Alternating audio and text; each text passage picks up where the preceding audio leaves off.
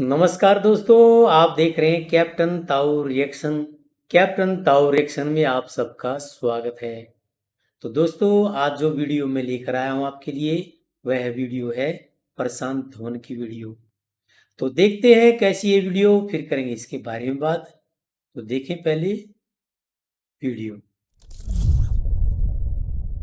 नमस्कार and welcome you to world affairs now. Prashant Dhawan, अगर आपने वर्ल्ड अफेयर्स को सब्सक्राइब नहीं किया है तो subscribe to world affairs now. Russia ने रिसेंटली इंडिया को एक आतंकवादी हमले से बचाया है। यहाँ पर आप देख पाओगे रशिया का जो सरकारी न्यूज आउटलेट है तास, इसका ही आर्टिकल है।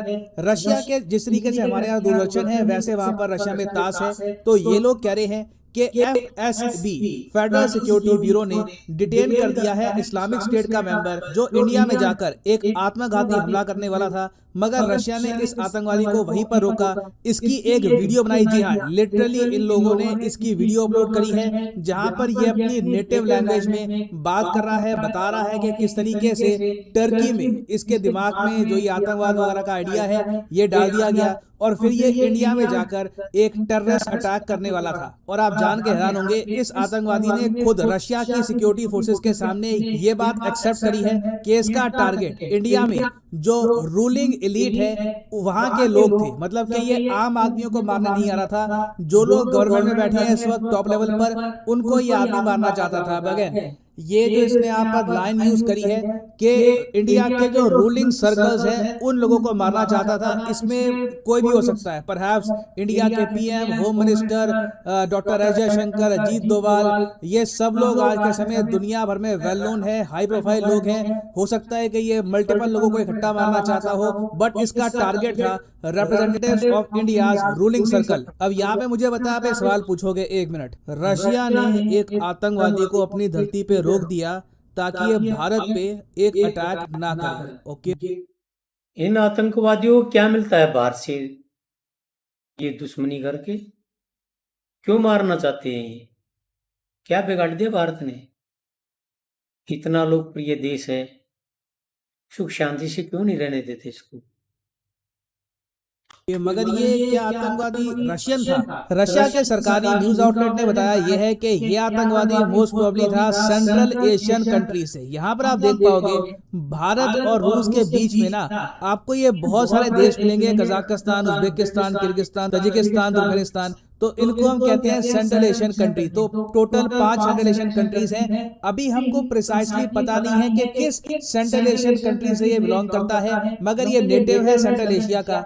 बाद में बताया जाता है कि ये ऑनलाइन रेडिकलाइज हो गया। अब ये मैं आपको बता रहा हूँ, ऑनलाइन रेडिकलाइजेशन एक बहुत बड़ी प्रॉब्लम है दुनिया भर की। रशियन मीडिया ने कहा है कि इसको टेलीग्राम में कोई ग्रुप वगैरह मिल गए, इस गलत लोग वहां पर मिल गए, उनके साथ ये कांटेक्ट में रहा, धीरे धीरे इसके दिमाग में आतंकवाद की बातें भर दी गई। देखिए, पैदा होते ही कोई आतंकवादी होता नहीं है, धीरे धीरे इंडोक्ट्रिनेट किया जाता है, उसके दिमाग में ये सब जो हेटेड है ये डाली जाती है।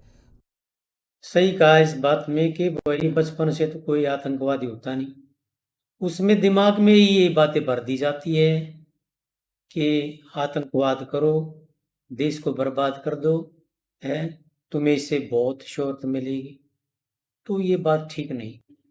तो बताया जा रहा है रशिया की सिक्योरिटी एजेंसी द्वारा कि इस आदमी के दिमाग में कि इंडिया में अटैक करना है या फिर आतंकवाद वगैरह करना है, ये सारी बात टर्किश बेस्ड ग्रुप्स ने डाली थी। बाद में जब ये बिल्कुल रेडिकलाइज हो गया तब ये टर्की गया। टर्की में इसकी कई मीटिंग्स हुई हैं, ट्रेनिंग हुई है इसकी यहाँ पर। और यहाँ पर आप देखोगे लिखा हुआ है from April to June 2022 violent Turkey. इसको रिक्रूट किया गया था by the IS leaders as a suicide bomber. तो ये बहुत ज्यादा चिंता की बात है कि टर्की में इस्लामिक स्टेट आज के समय इतना ज्यादा एक्टिव है कि ये लोग दुनिया भर में कहीं से भी कोई अगर इनको कोई भटका हुआ नौजवान मिल जाए उसको रेडिकलाइज कर देते हैं। और वैसे मैं आपको बता दूं, देखो, सेंट्रल एशिया का टर्की के साथ एक एथनिसिटी का भी लिंक है। फॉर एग्जांपल, टर्की के लोग खुद को एथनिसिटी से क्या कहते हैं? ये लोग कहते हैं कि हम लोग टर्क हैं। जिस तरीके से इंडिया में आपको बहुत सारी एथनिसिटी मिलेगी, पंजाबी, बंगाली हो गए, मराठी हो गए, वेरियस एथनिसिटी के लोग हैं, कश्मीरी हैं, तो सिमिलरली टर्की के लोग खुद को कहते हैं Turks.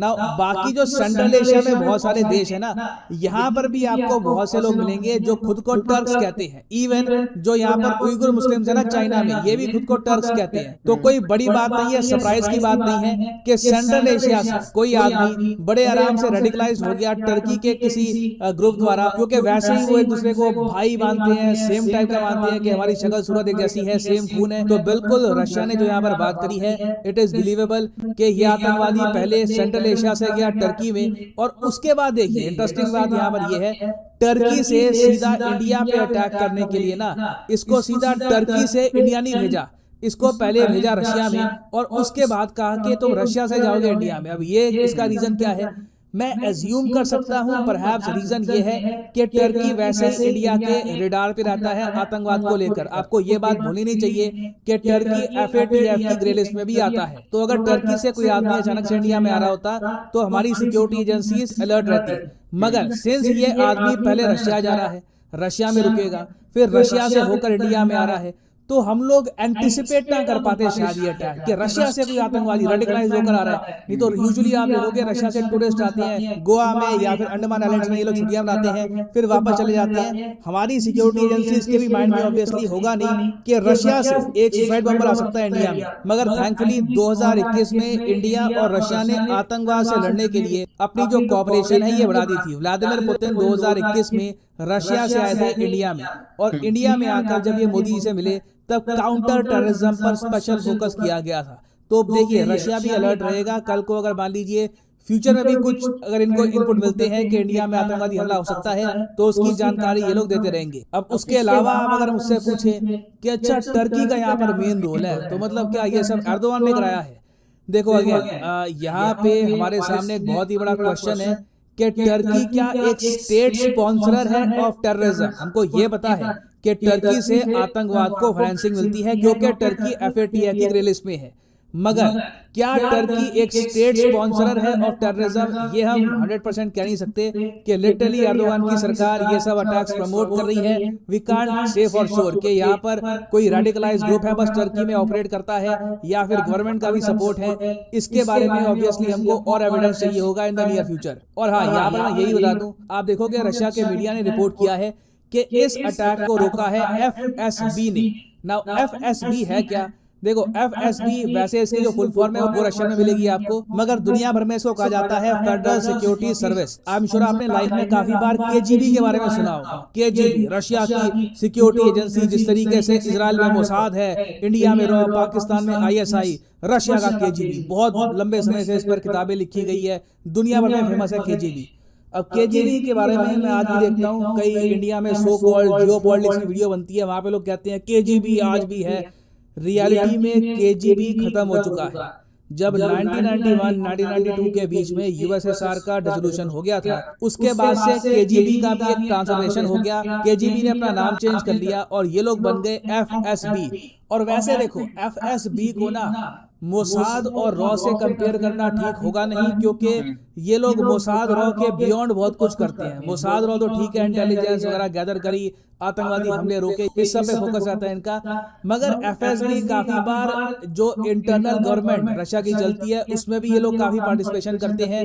Vladimir Putin for example मैं आपको बता दूं, पहले KGB में काम करते थे, बाद में FSB में काम करते हैं। बहुत सारे जो सिक्योरिटी ऑफिसर्स हैं FSB KGB के, वो बाद में रशिया में कहीं से घूम फिर के पॉलिटिशियन बन जाएंगे, टॉप लेवल पर पहुंच जाएंगे।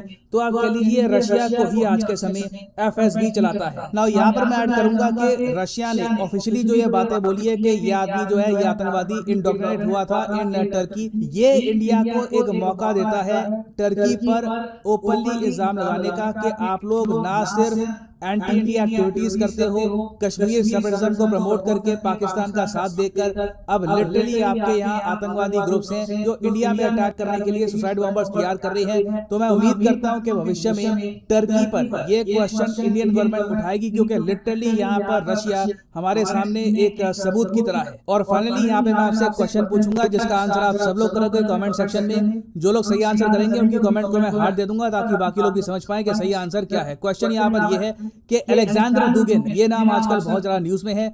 आपको बताना है कि अलेक्जेंडर दुगिन, जिन पर मैंने रिसेंटली वीडियो भी बनाई थी, ये एक फेमस जियोपॉलिटिकल थिंकर हैं। किस देश की? Option A Israel, option B Ukraine, option C Russia, या फिर option D Japan. Comment section में सब लोग करो आंसर। सही आंसर मैं आपको दूंगा वीडियो के अंत में। नैरेटिव कौन सेट करेगा, कहानी शुरू से लेकर अंत तक क्या थी, ये कौन डिसाइड करेगा, इसको लेकर आज के समय चल रही है स्ट्रगल। और फाइनली यहाँ पर मैं ये भी ऐड कर दूं कि यूजुअली आप देखोगे अनअकैडमी के कोर्सेज पर जो सेल है ये होती है 10% की, मगर 29 तारीख तक, इस महीने की 29 तारीख तक एक 20% की सेल चल रही है। तो कमेंट सेक्शन में जाओ, यहाँ पे आपको मिलेंगे वेरियस एग्जाम्स के links, UPSC, SSC, bank, IIT, JE. Simply यहाँ पे आपको करना है अपने लिंक पर click. For example let's say आप प्रिपेयर कर रहे हैं फॉर यूपीएससी, क्लिक करिए यूपीएससी पर और आपके सामने खुल जाएगा ये पेज, और यहाँ पर आप परचेज कर पाओगे the course of your choice. सीधा यहाँ पर आपको डिस्काउंट मिलेगा 20% का। The prices will fall a lot. ये जो सेल है एक्सटेंड करी गई है, यहाँ पर आप देख पाओगे ऑफर एक्सटेंडेड